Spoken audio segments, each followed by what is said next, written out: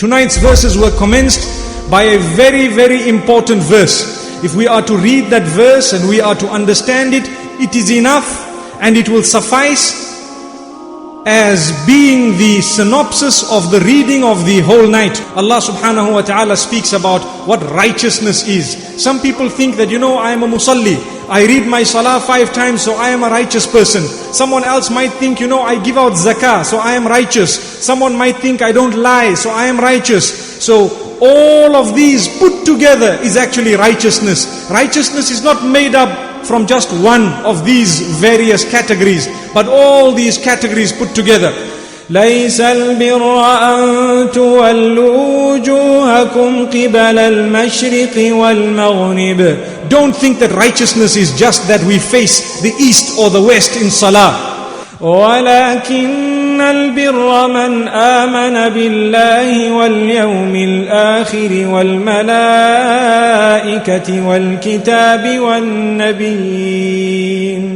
Allah says righteousness is the one who believes completely in these items that He has mentioned. He says the one who believes in Allah, the one who believes in the last day, the one who believes in all the books, the one who believes in all the angels, the one who believes in all the prophets that were sent by Allah subhanahu wa ta'ala. And believing in all these categories entails being conscious of Allah subhanahu wa ta'ala and the fact that we are answerable to Him. And Allah subhanahu wa ta'ala says, وآتى المال على حبه ذوي القربى واليتامى والمساكين وابن السبيل والسائلين وفي الرقاب. Righteousness also includes the one who can spend his wealth though he loves a lot of his wealth.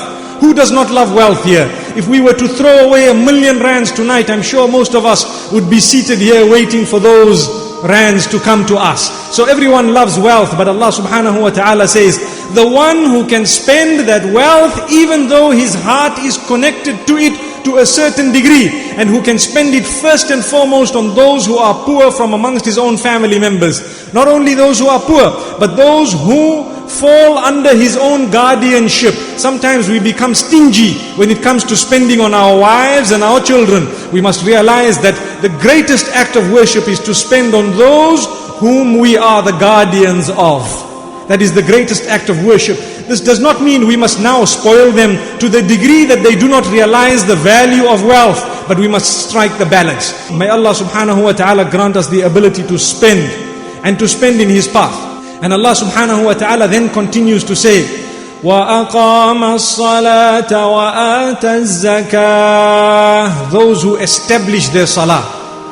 Righteousness includes establishing salah. It is not only establishing salah. And those who can give their zakah.